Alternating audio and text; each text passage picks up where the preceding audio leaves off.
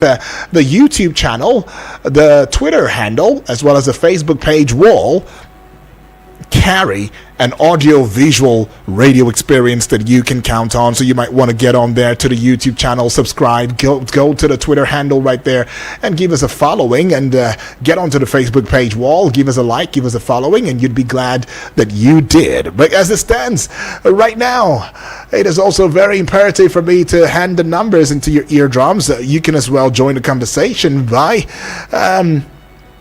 calling the number 0907-353-0044 or 0908-766-8888. The WhatsApp portal number where you can send a voice note in the course of the discourse, send a text message as well, send a WhatsApp message as well, and my voice would become the instrumentation that lauds it, into the very ears of the entire universe via this platform, Eagles 102.3 FM Abuja. 0909-705-4450. That is the WhatsApp portal number as it stands. And yes, as it stands too, Nigeria is seemingly carrying a burden. And we are carrying a burden on our backs. And that burden has the inscription DEBTS. Debts. Yes, debts. That is exactly what we're carrying, on our backs as it stands, because the debt crisis in Nigeria has reached a boiling point. It has reached a point where we should begin to talk seriously about it, and not just talk about it. It has reached the point that if something is not done with, let's say, immediate alacrity, with, in full swing, it might just put us in a place of being beggarly. It might put us in a place where we might not see the sunshine again, right? And that is a place that we don't want to find ourselves, especially knowing fully well that we are a country blessed with an abundance of with our goods, with our products, with what we have to offer to the world, and growing an immense wealth whereby each and every Nigerian, for want of being exaggerated, would become one of the millionaires or billionaires, in fact, in the entire Africa. Let's even start with that. For every home in Nigeria, we should have, millionaires, and that's it. We are that blessed. But we've got a whopping 5.9 trillion naira and 4.6 billion naira in loans obtained by state governors and the Federal Capital Territory, FCT minister right there. Nyesom Wike is under scrutiny in this regard. But the Socio-Economic Rights and Accountability Project, SERAP, has taken legal action. And they are demanding transparency. They are demanding accountability in the spending of these loans. Many times we hear that we have made borrowings here and there. In fact, some are deducing that there are loans that we are still not privy to. But let's stick with the ones that we are privy to. And SERAP is coming out to calling out the 36 states, including the FCT, the ministers and the governors, and saying, let us know what exactly you're doing with these loans. Because it's one thing to saying that we are owing monies.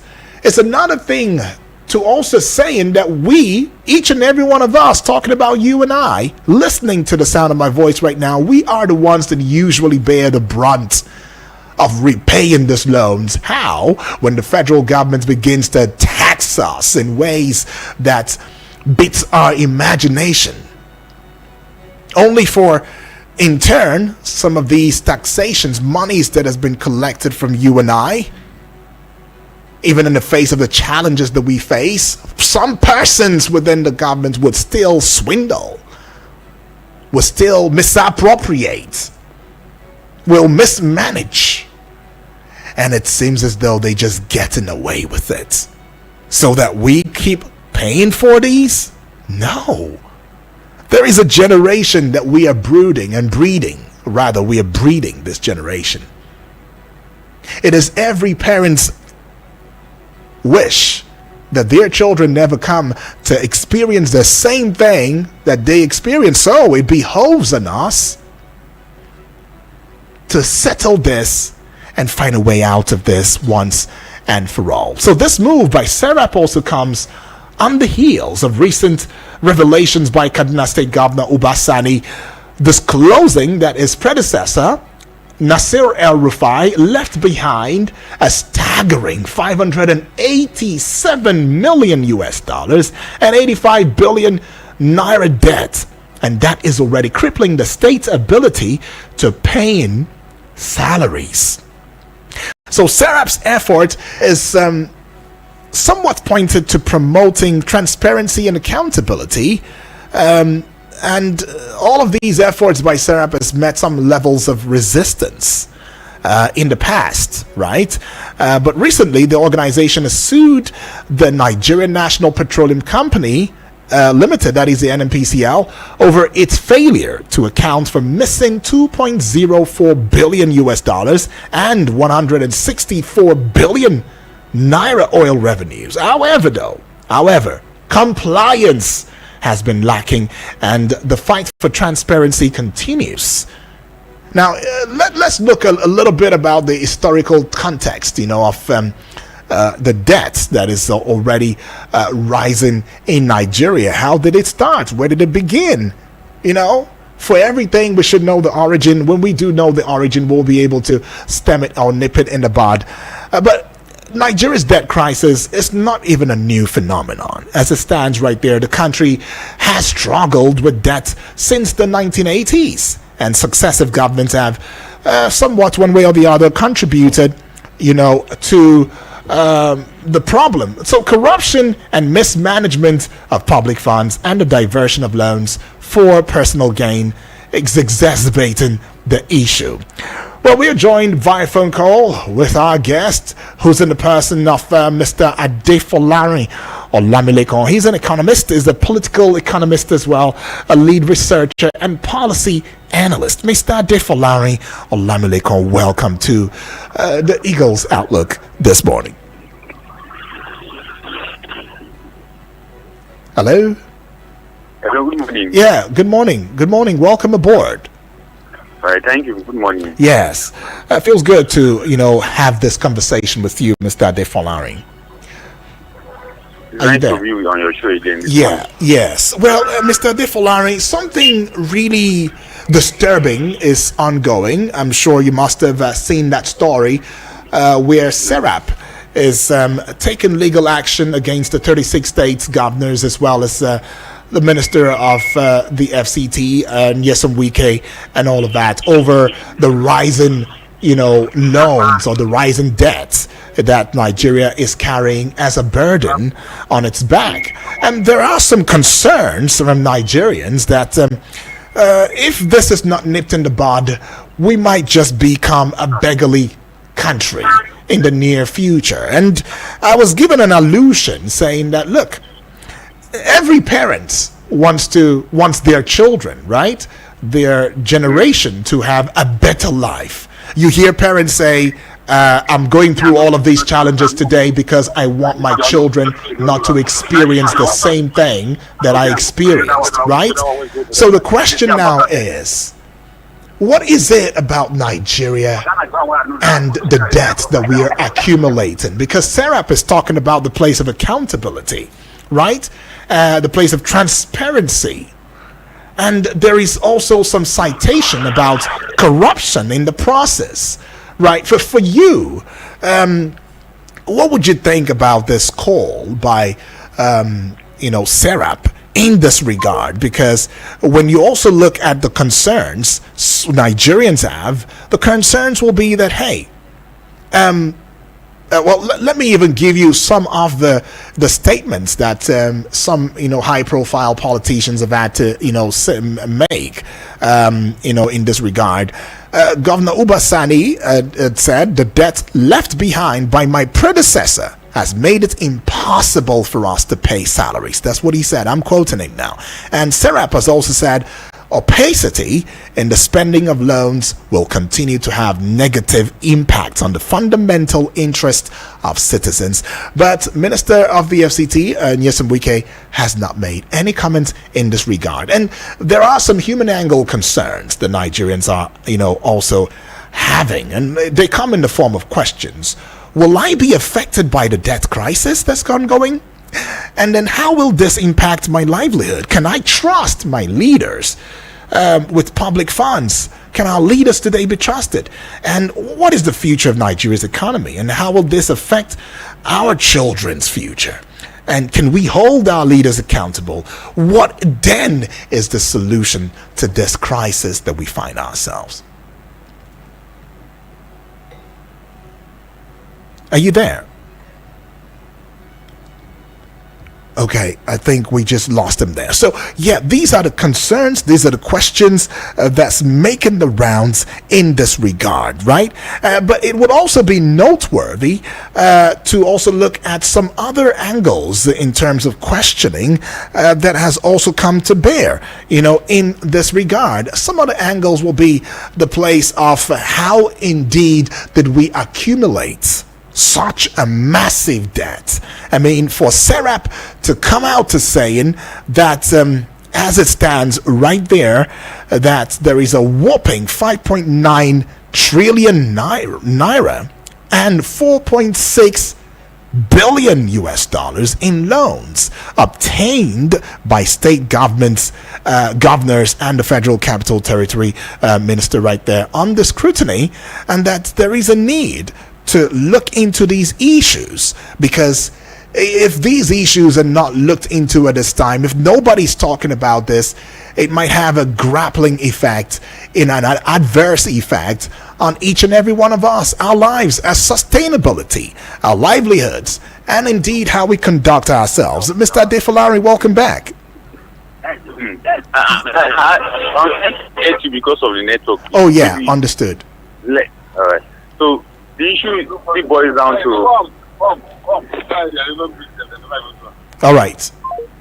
Oh, okay. All right. We're still having issues with that, but we'll still get, to him. And I gave you a little background, especially when it comes to historical context, to the conversation. Our debt is not a new thing. It's not a new phenomenon. In fact, we have struggled with this for quite some time. From the 1980s, we have struggled with this.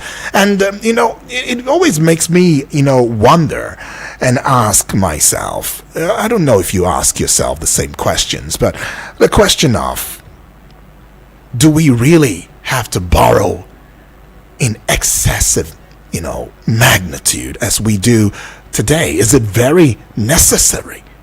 Was it very necessary when we started this entire process? When did we even begin this?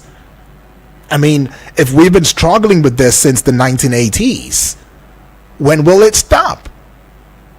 And then it also brings the question of, do our leaders, I'm talking about successive leaders now. I'm not just talking about this present administration. I mean, it didn't start with the Tinubu administration, right? But, did these leaders ever have the mindset, the Nigerian mindset at heart? Because when you look at the effect of these borrowing on us, it becomes really massive. And where it becomes even more disturbing is the fact that you and I, through taxation, we are left to bear the brunt of this. And so it behoves as well on the need for some transparency. You and I need to know what these monies were spent on. There is a need for us to have that knowledge. I mean, the truth is, there is nobody who would be shown what certain monies that was borrowed was used for, and we see it, that would ever want to question the process or the idea of borrowing. I mean, quite a number of persons have said that borrowing is not a crime.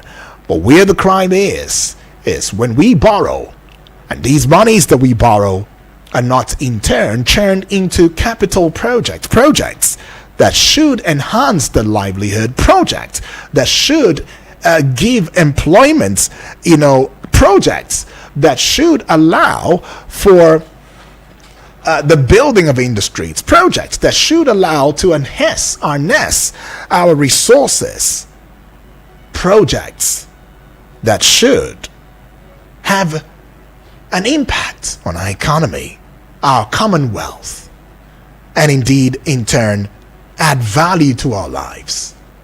And when these are not done, and there is stories of embezzlement here and there are stories of looting here and there, it now behoves on us again to ask the other question, which is, what is then the role of agencies that has been institutionalized to ensuring that this debt crisis that we face, or those who are found culpable, are being held responsible?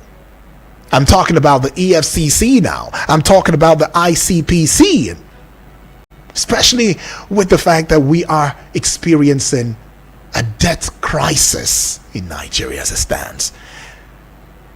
Can we recover from this debt crisis? Is a question on the lips of many. How did we even accumulate such a massive debt?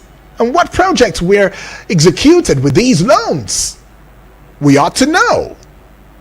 And then if you want to also tie this, to some of the issues that bother around how, the inquisitive nature, which of course is what it is meant to be, because it's the fourth realm of the estate, right? Speaking out there for the people, representing the people. Journalists have been treated recently by the federal government, which is of course raised local and international eyebrows. It's becoming worrisome whether or not we will ever get there. It has become very worrisome, but I want to know from you, though. I don't know what you think, in this regard. With the rising debt crisis that we are facing in Nigeria and all of that, and there are also talks about more borrowings here and there, and all we are even ever doing is not indeed paying back the loans or paying back the debts that we owe. What we are even doing is mostly servicing the debts.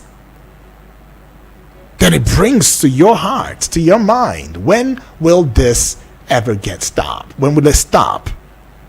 When will we ever rise above this? Not to say that we would not have debts, but the magnitude of the debt is what becomes worrisome. What can we do to ensure that we come out of the woods in this regard and begin to add the value that we ought to in every sphere of our lives? That is the question.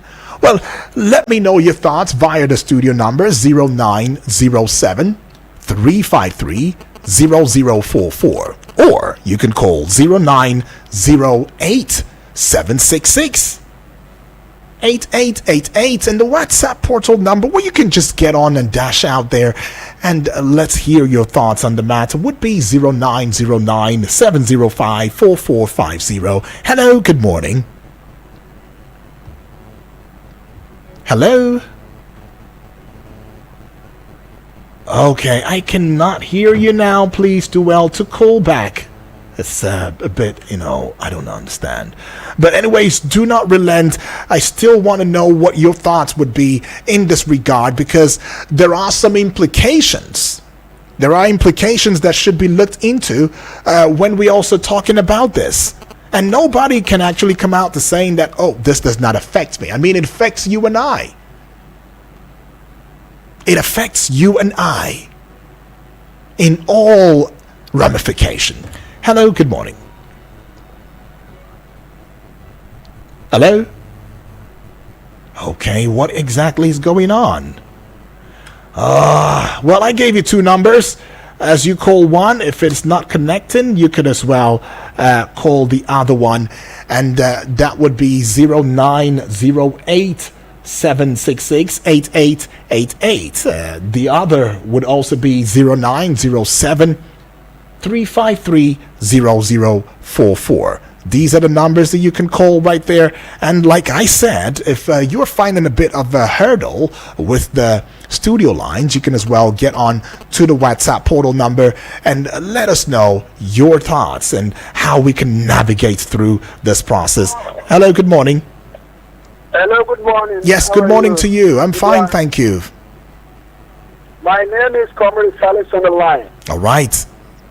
Welcome aboard. My taking this morning about the country of debt of this country.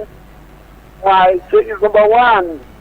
I want to tell you some things. Now, number one, we have the democracy, violent democracy, and peaceful democracy. Now, when you look at America, they are practicing peace democracy in America. They're practicing what? In Nigeria, They're practicing what? Peaceful democracy, not peaceful democracy. Oh, peaceful, And we have peaceful. violent Okay, democracy. okay. So, now when it's country, we are looking our money every day.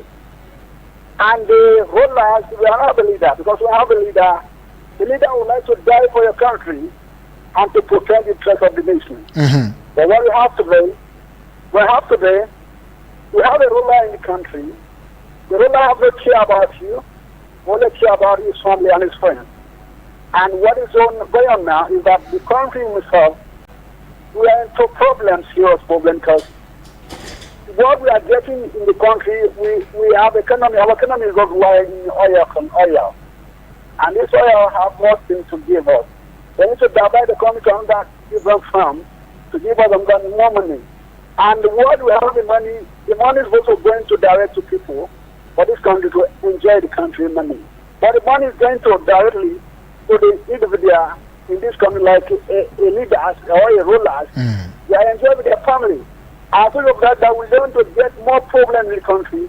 We will have a good leader to stand for the country. So what is the way? What's the way forward for you? What do you think we could have done better that we are not doing better this time to ensure that we reduce the massiveness of the debt that we are owing at this point? Number one, we want to get this country done. We need to fight a standard corruption. Now, number one corruption is to set a penalty for the corruption. We have the FCC, we have everything to fight the corruption, but the corruption have no serious penalty in the country. Right. When you torture somebody, you have no serious penalty in the country about corruption. Right. Now, when they arrest somebody steal billions of naira, the court will give him that he should pay some money and he will free. And the guy that steal billions of naira around the country moving around.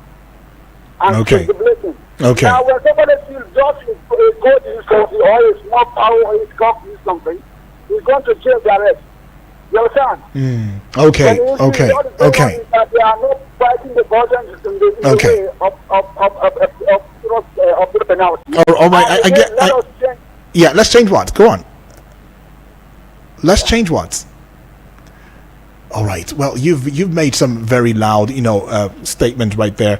Thank you so much. I mean, it's just what it is. Corruption has become the bane of it. I mean, it's just what many Nigerians have seen as the issue. In fact, if you also consider the recent treatment of journalists in Nigeria, it has been a cause of concern. I mean, many are facing harassment, intimidation, even violence. And you heard him. He mentioned the fact that the kind of the kind that we practice here is one that has to do with violence, and that is not supposed to be, right?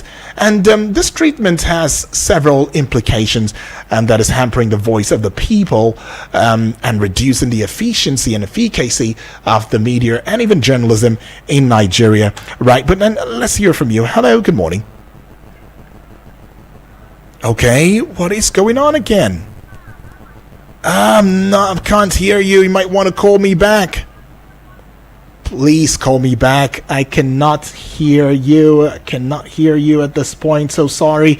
Do well to call the numbers again: 0907-353-0044 or 0908-766-8888. These are the numbers to call, or you can get onto the WhatsApp portal number and let me know, what your 2 cents will be as to how we should navigate, how we could bring the governors, and those in the hierarchy of power, those who should come out to become accountable, and show some transparency in how these loans that have been procured by past administration, even their administration, if so to speak, has been expended. How did you expend these loans? How did you spend these monies? This is what we want to know. Hello, good morning. Good morning, sir. Yes, good morning to you. What is your name? Where are you calling from? My name is Prince Silver, and this is my first time calling. Your name is what? Prince Silver? Yeah, Prince Silver. Prince Silver, and it's your first time calling. Where are you calling from, though? Yeah, I'm calling from Galadima. Galadima. All right. You deserve this. Welcome aboard. All right, very quickly, let me hear your thoughts. What do you think can be done in this? You're doing a great job. Thank you.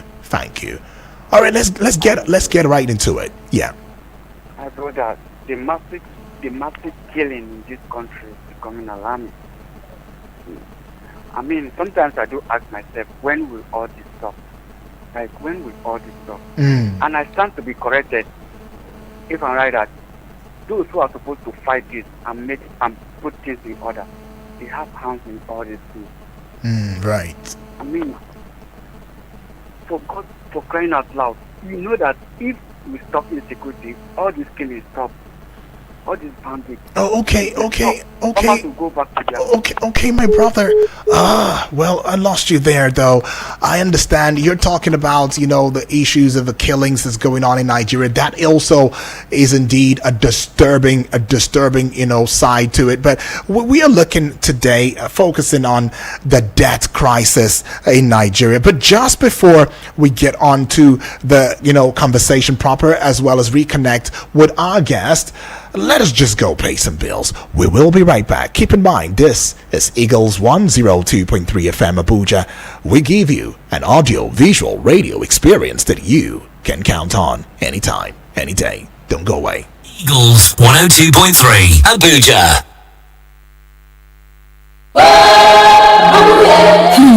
My people, the thing where they happen for my area, Do you think I will now find out that you have contract to bring fresh girls? I brought you from the gutters. Who gave you all the connects? MDG who? Without me, you would have been nobody. But Join Media Coalition and Awareness to Halt Human Trafficking, MICAT, on I Wish I Knew radio drama every Saturday at 10 a.m. Let us join hands and kick human trafficking out of our communities. I Wish I Knew radio drama, brought to you by MICAT in partnership with the National Agency for Prohibition of Trafficking in Persons, NAPTIP, and funded by the Embassy of Denmark in Nigeria. Eagles 102.3 Abuja.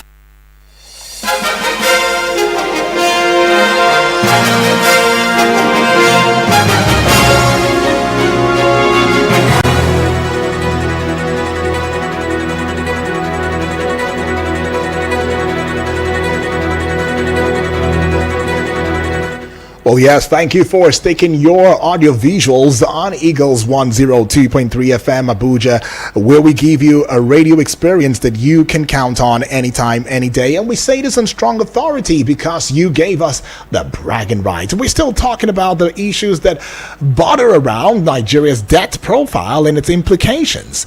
And from my introduction, I made it clear that Nigeria is somewhat carrying a burden, and that burden is the DEBTS debts. Yeah, and Nigeria needs to offload, if not all, at least most of this burden that we carry, if we must begin to focus on the giving value and adding value to the livelihoods to our daily lives, to the lives or the lifeline of the poorest of the poor, graduating them, elevating them, alleviating them from that status and giving them a new status. And I said also that there is a potential in our dear country Nigeria whereby this potential is so strong that we should indeed be a force to be reckoned with. We should be a force where they should count more than half of Nigerians as millionaires, right? But that is seemingly not so. That is seemingly not happening at the moment. And then even in the face and in the eyes of the international community, it really baffles them to thinking that a country as great as we are, a country that is as blessed as we are with natural resources, with human resources, is undergoing this kind of mismanagement, this kind of crisis. It just beats one's imagination. But then we have to leave a legacy for ourselves. It has to start with ourselves, but then for generations to come. And the question will be, what is the way forward? How do we get out of the woods, on this one? I've got my guest back is in the person of Mr. Adefolari Olamilekon. He's a political economist, a lead researcher and policy analyst. Mr. Olamilekon, I understand the network has been a bit, fuzzy, but then I'm glad to have you back though. Thank you so much. And let me apologize for all our great and wonderful listeners that have been so patient to listen to exactly. this morning. Exactly. We have to apologize. Yes. A network problem and call just coming in to disrupt our discussion. I'm so Understood. sorry. Apologies to all our listeners. Understood. Now, I think what we are looking at is how to leave a legacy in our public service. That's right. In terms of ensuring prompt fidelity, ensuring promptness, ensuring that we have prudency in terms of public management of our public finance. And it's quite interesting that we must get to that in building a nation, especially getting Nigeria to be on that state.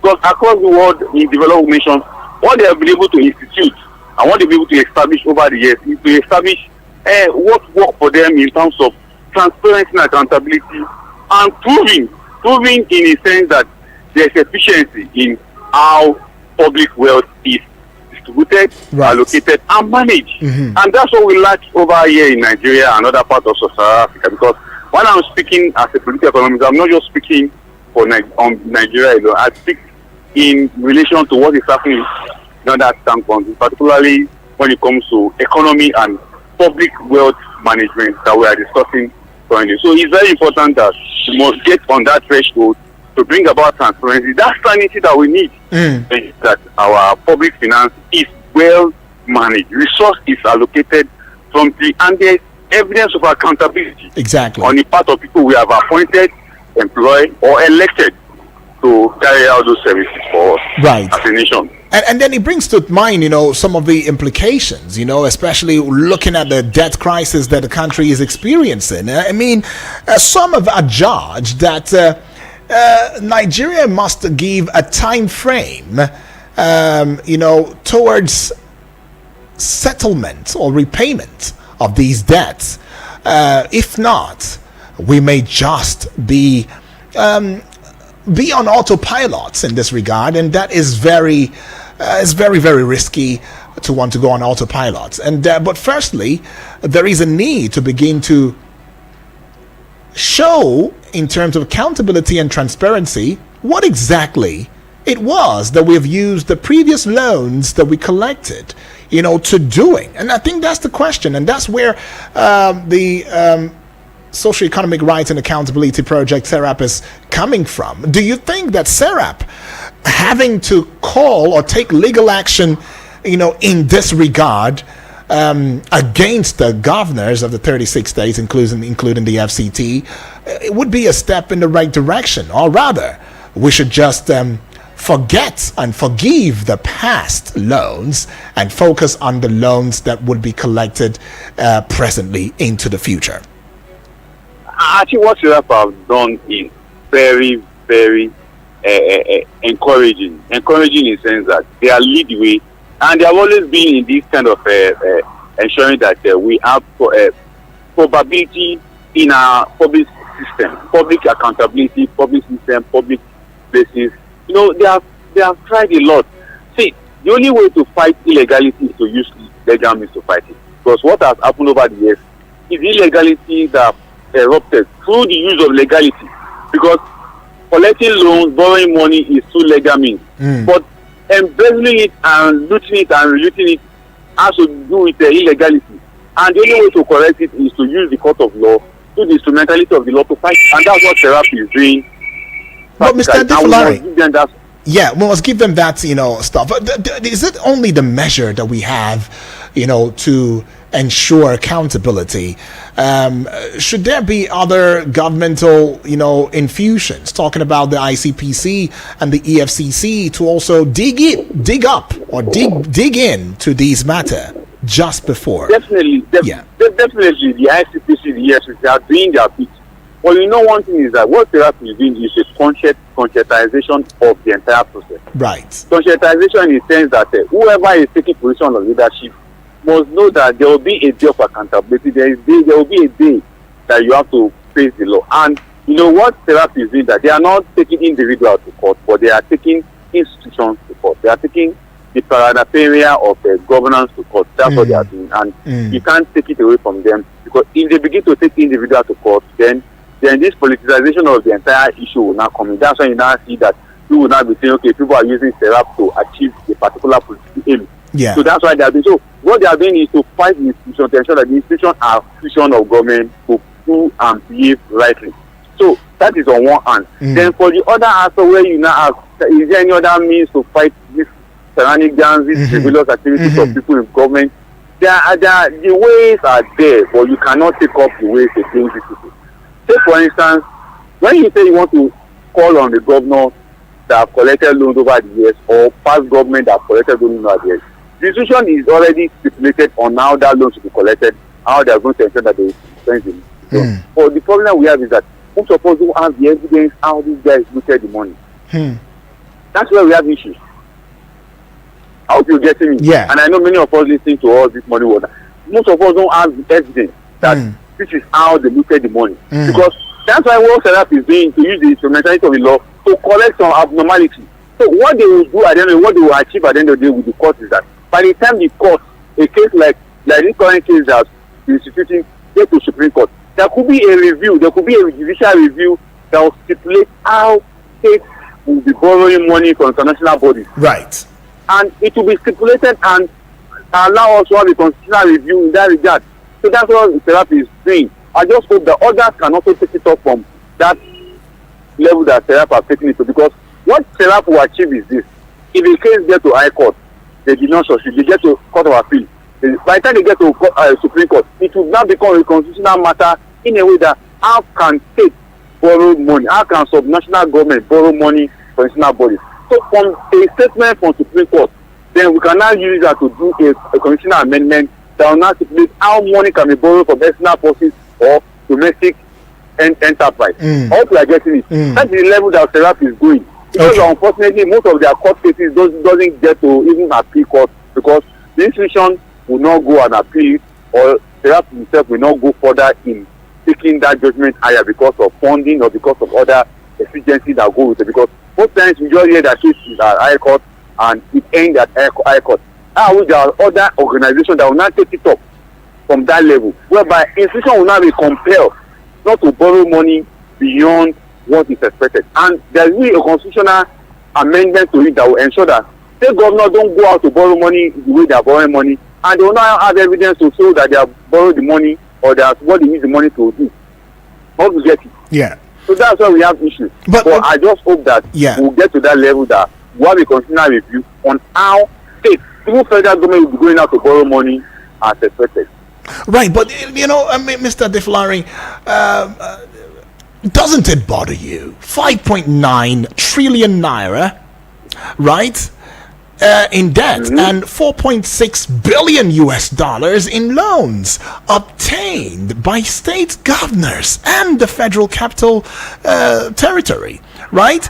And then Yes. and then the Kaduna State governor has also come out to disclosing that his predecessor Nasir El-Rufai left behind a staggering 587 million US dollars and 85 billion naira debt. And that has allowed for him not to be able to pay salaries. This is just Kaduna State. So imagine that we have the other 36, state governors coming out to also saying that, look, this is how much my predecessors had borrowed, or this is how much debt that I came to inherit. What would be the lot of Nigeria in itself for you? I mean, we should also note the fact that Serap had also tried recently to sue the Nigerian National Petroleum Company Limited, that's talking about the NNPCL, over its failure for accounting of the missing 2.04 billion US dollars and 164 billion naira oil revenues. Compliance, though, has been lacking in this regard, and there's still the fight for transparency still ongoing. Now, in this regard, what then is the lot of Nigerians? What is it? I think what is there. Thank you for these wonderful questions. Yeah. I'm thoroughly looking at some of these issues as reported. Yeah. The issue still remains that the evidence of those money borrowed, let's take for example all the state governors, 5 trillion naira, 4 billion or whatever. The issue is that the evidence of those money cannot be fed by citizens or residents in that state. That's why we're asking questions. How wish those money have shown evidence in consumption of road. Road sensitive road that could link to industrialization of those states. They are not there. That's why we're asking questions. How will those money have paid way for development of those states in a way we all desire? Nobody will be asking questions. And for residents and indigenous of those states, most of them know how this money are put away. Either to frivolous contracts, either to elephant project that has no meaning or no bearing to the state, or to looting and relooting of those funds, or to political patronization, whereby the governor in power will just be giving out money to his loyalists and his party faithful, and the rest of them. These are the means whereby they lose the money. But the challenge remains that we don't have evidence to prove this in court, but we know that the money has been looted. Then on the part of NNPC, what Serap is trying to achieve is this. For the past, not until 2020 to 2022, the NNPC begin to show audited accounts of what they are earning and what they are spending. Before 2020, between 2020 and 2023, the NNPC begin to show. I think I had the opportunity of speaking on some of this particular auditing of the NNPC, which I did a lot of articles with some newspaper, as well as speaking on some newspaper interviews. And it was that period that NNPC began to publish the audited accounts. Before, from 1960 to 2020, nobody hear about audited accounts of NNPC. But they begin to show us the fact that they want to be transferred, they want to be accountable. But it wasn't enough. It wasn't enough. That's why Serap is taking them to court in the sense that there are some items that they refuse to show evidence that they earn a particular money and they didn't disclose it to Nigeria. And that's why the Serap is taking them to court. Isn't this a wild goose chase? Isn't this chasing shadows? Do you think that we can ever get to that point where we'll indeed have these governors come to show transparency and accountability in how these monies and loans we expended? Hello? Yeah, do you think that we will ever get to a point where we'll get these governors to become accountable and show some transparency? That's why I'm asking. Is this not a wild goose chase? Definitely, we'll get to that point. Well, it won't be easy for us to get to that point. But a step in the right direction is what Serap have taken. Yeah. So like I earlier said, where the direction they are going is to have a constitutional amendment to compel states that when they borrow money, they can give evidence of it. When they borrow money, they will show that this money is meant for project ABC. That is the level that Serap is going. Okay. Now, on the other part of it, individuals who are going to be occupying position of politics or position of governorship or governor, it is now a conscientized effort that Serap is doing. That in future, in no distance from now, if you are a governor, a time will come, you'll be giving evidence of every kobo that you borrowed or every kobo that you earn. I think that's the level that Serap is taking this taking these issues to. Yeah. I will just hope we can get there. Yeah. And we can't get there alone by Serap doing it alone. We have to get there.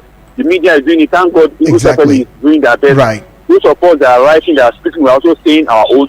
Nigerians must give support to this, especially at the subnational level. State governor, resident, indigenous, or state.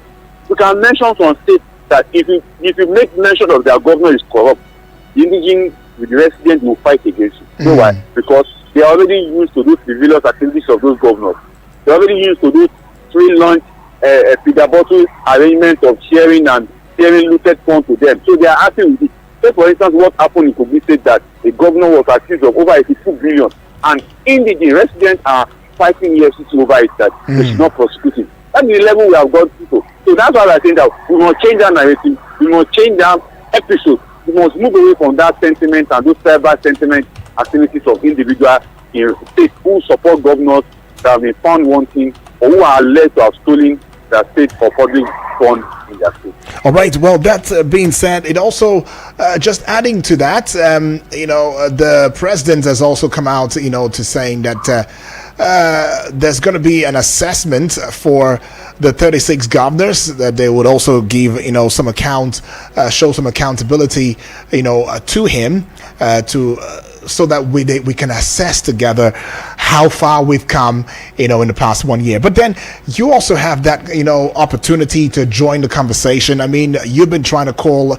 There's been, of course, a network glitch, but that should not hold you back. You've heard from our guest. You've got that question, or you've got some information that you might want to add to, growing the discourse. You could as well bring it in, and keep in mind to be civil and responsible with what you have to say. Right number is 0907-353-0044 or 0908-766-8888, and the WhatsApp portal number is 0909-705-4450. Hello, good morning.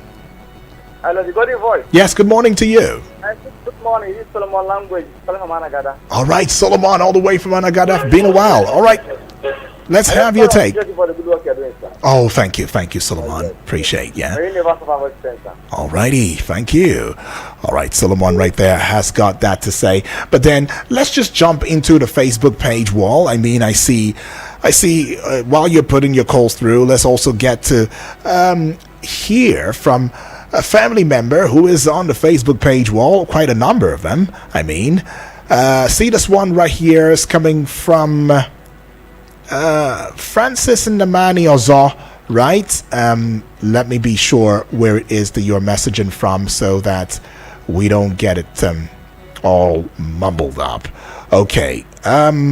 You're live. You're watching live from Amagunze in Enugu State, and he says the federal government should begin to revitalize our moribund refineries and diversify economy to boost her revenue generation rather than going for external borrowings. All right, that's what you've got to say. And I see you too, Lady B, saying well done work. Okay, all right, and to you too, Prince Tor. But then let's get on to the WhatsApp portal now and see the message that has come in via the WhatsApp portal. I see this one right here. It says, good morning, UD. This is James from Suleja. James, welcome aboard. It says, Debt crisis is now an institutionalized avenue the executives prefer public funds. So long as we continue to allow sentiments becloud our sense of logical reasoning, we will continue to have public office holders who are